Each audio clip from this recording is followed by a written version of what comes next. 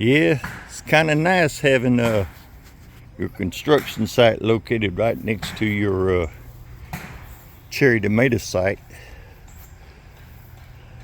Makes for easy and yummy little snacks. This cherry tomato vine has gone wild,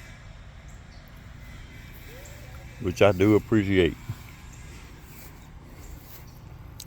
Not quite ready yet.